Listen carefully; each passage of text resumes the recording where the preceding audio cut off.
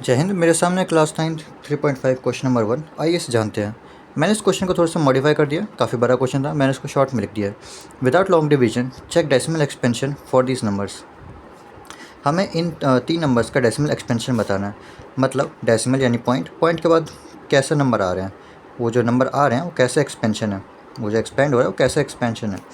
मतलब या तो होगा 3.14 ऐसा यहाँ पे ख़त्म हो जाएगा, ठीक है। जो ख़त्म हो जाता है उसको कहते हैं टर्मिनेटिंग, जो ख़त्म हो जाता है उसको कहते हैं टर्मिनेटिंग। और जो पॉइंट के बाद चलता रहता है चलता रहता है चलता रहता है उसको कहते हैं नॉन टर्मिनेटिंग, उसको कहते हैं नॉन टर्मिनेटिंग।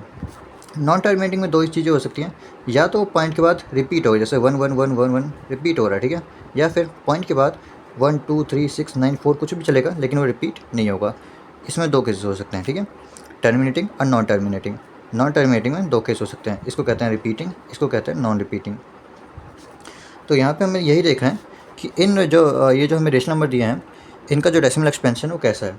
तो इसके लिए मेरे को क्या करना है, मेरे को डेनोमीटर के फैक्टराइजेशन करना है, मेरे को डेनोमीटर को फैक्टराइज करना है। तो इसका आंसर है इसका एक रूल मैं यहाँ पे लिख देता हूँ general. Rational number rational number किस फॉर्म में होता है, पी अपॉन क्यू की फॉर्म में होता है।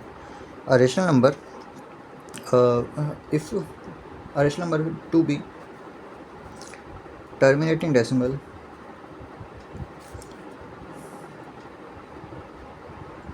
rational number p upon q to be terminating decimal will have its denominator in the form of 2 multiply 5।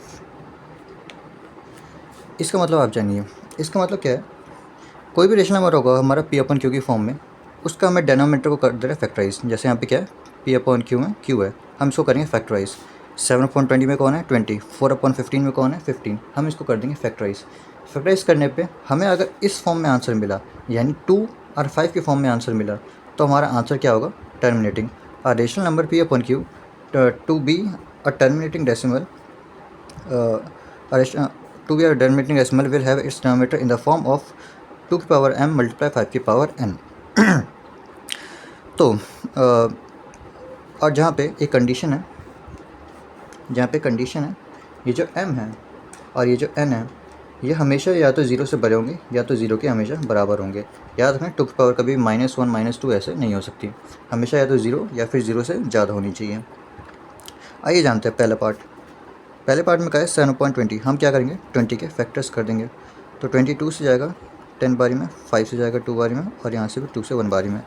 तो मेरे को दिख रहा है कि यहाँ पे अगर मैं 20 का फैक्टर करूँ, तो मेरे को मिलेगा 2 की पावर 2 और 5 की power 1।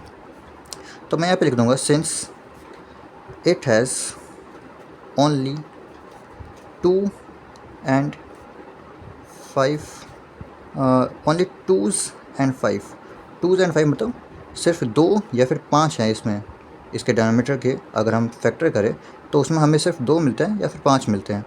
Since it has only 2s and 5s in its factorisation 7/20 has a terminating decimal expansion. क्योंकि इस नंबर का जो डिनोमिनेटर था 20, उसके अगर हम फैक्टर करें तो हमें उसमें सिर्फ 2 मिलते हैं या फिर 5 मिलते हैं, इसलिए 7/20 का आंसर जो होगा वो का जो डेसिमल एक्सपेंशन होगा वो कैसा होगा, टर्मिनेटिंग होगा।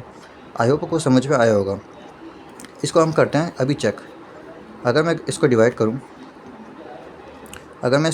करूँ तो मेरे को यहाँ पे लेना होगा पॉइंट। यहाँ पे मैंने पॉइंट लिया, ये बना 70, 3 बारी में 60, ये बचा 10। क्या मैं यहाँ पे ज़ीरो ले सकता हूँ, बिल्कुल ले सकता हूँ। यहाँ पे लिया मैंने ज़ीरो, और 5 बारी में मेरे को यहाँ पे मिल गया 100। तो मेरे को आंसर मिल गया 0.35। क्या यहाँ पे ख़त्म हो गया, जी हाँ ख़त्म हो गया। अभी मैंने बताया जो ख़त्म हो जाते हैं उनको हम क्या कहते हैं, उनको हम कहते हैं टर्मिनेटिंग, जो कि आगे नहीं बढ़ते हैं।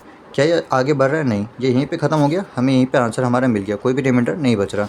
तो हमने यही कहा था कि इसका एक टर्मिनेटिंग आंसर होगा, क्योंकि इसके जो डिनोमिनेटर के फैक्टराइजेशन किए थे उसमें सिर्फ हमें 2 और 5 ही मिले थे, इसलिए इसका आंसर क्या है, टर्मिनेटिंग। यही था आपका क्वेश्चन। अगले पार्ट की तरफ बढ़ते हैं। अगले पार्ट में आपको क्या है, 4/15। 4/15 ऐसे ही हम 15 के भी फैक्टराइजेशन कर देंगे। 15 जाता है 3 की टेबल से 5 बारी में और 5 की टेबल से 1 बारी में, यानी मैं 15 को लिख सकता हूँ 3 की पावर 1 और 5 की पावर 1। तो मैं यहाँ पे लिखूँगा since it has 3 in its factors, since 15 has 3 in its factors, 4/15 will have a non-terminating decimal expansion। मुझे 2 और 5 के अलावा कुछ भी नहीं चाहिए, मुझे 2 और 5 के अलावा कुछ भी नहीं चाहिए। आई होप को बात में समझ आई होगी। हम इसको चेक करते हैं फिर से। 15 और 4 मैं यहाँ पे लूँगा पॉइंट, ये बनेगा 40। 15 2 ज़ा 30, 15 3 ज़ा 45, तो मैं 2 बारी में लूँगा 30, यहाँ बचेगा 10। फिर यहाँ पे मैं लिखूँगा 0। 100 उससे छोटा आता है 90, 6 बारी में 90। अगेन बचेगा 10 फिर से 100 बन जाएगा, मैं फिर से 6 लूँगा, फिर से 90, मतलब ये रिपीट होता रहेगा, ठीक है। तो इसलिए मैंने यहाँ पे चेक भी कर लिया, ऐसे ही चलता रहेगा। तो इसका आंसर क्या है, नॉन टर्मिनेटिंग। इसका आंसर जो है वो है नॉन टर्मिनेटिंग डेसिमल एक्सपेंशन। इसी का अगला पार्ट देखते हैं। इसका अगला पार्ट है 13/250। इसको देखते हैं। हम 250 की करेंगे फैक्टर्स, तो इसको ये जाएगा 5 से, फिर से जा रहा 5, ये 10, ये जाएगा 5 से, 5 से 2 बारी में और 2 यहाँ पे 2। तो क्या मैं 250 को 5 की पावर 3 और 2 की पावर 1 लिख सकता हूँ? जी हाँ। तो मैं लिखूँगा सिंस 250 हैज़ ओनली 5s, मतलब सिर्फ 5s आ रहे हैं, and 2s in its factorization,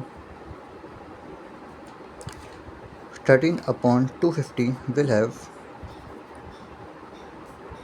a terminating decimal expansion।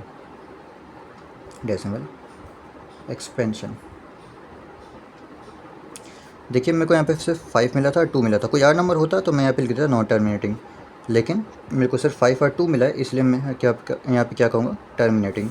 इस बार हमें फिर से क्या करना है, ऐसे ही चेक करना है। ये काम मैं यहाँ पे छोड़ता हूँ, ऐसे ही डिवाइड करना है, जैसे मैंने यहाँ पे डिवाइड किया था और जैसे मैंने यहाँ पे डिवाइड किया था वैसे ही आपको डिवाइड करना है।